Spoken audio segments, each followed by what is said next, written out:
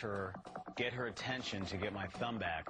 And it's really important, you know, the timing involved. You have to nip it in the bud before it escalates and puts you at harm's way. Despite his painful wound, Randy is a professional, and the experiment continues. Okay, which way do you want the tiger to go? We're now ready to analyze those crucial moments of October 3rd, 2003. Roy walks his tiger to the front of the stage.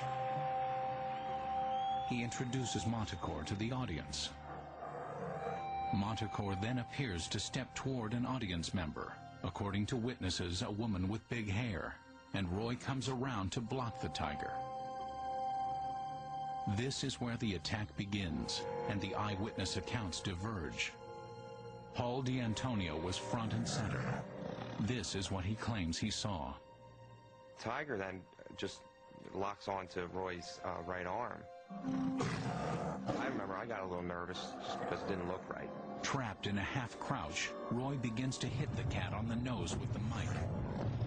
Giving off this loud boom, boom, boom, boom over the whole thing. Then, with Horn still leaning over Montecore, Paul saw the tiger move up and latch onto Horn's neck. It was just more like a little lunge. It wasn't like he leaped at him. It was just he just put his head up. Tony and Sandra Cohen were sitting behind the action, here in a sunken audience pit. From this angle, they had a good view of the first part of the attack. He sort of went down to, I think, get the leash. Now Roy, down on his haunches, had his back to Tony and Sandra. It happened so quick. It just happened so quick. The next thing, this tiger had him by the throat, and just, it was like a rag doll. Steve Wynn says the video shows Roy falling backwards over the tiger's paw, and Montecore went for Roy's neck only after he was on the ground. That's something that both our witnesses disagree with. Roy never falls down after he bites him. He basically bites him and then just kind of lifts him up. Which version is correct? Was this an aggressive, unprovoked attack, as the eyewitnesses claim?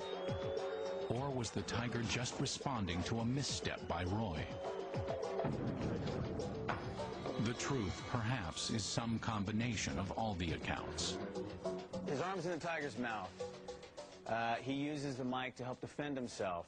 Now, the tiger probably got defensive, but didn't let go, pulled him down to the ground.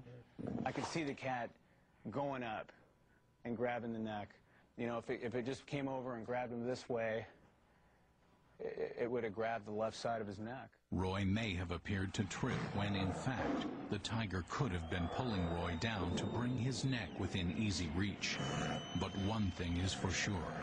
Once the tiger had Roy by the neck, getting him to let go would be a tall order.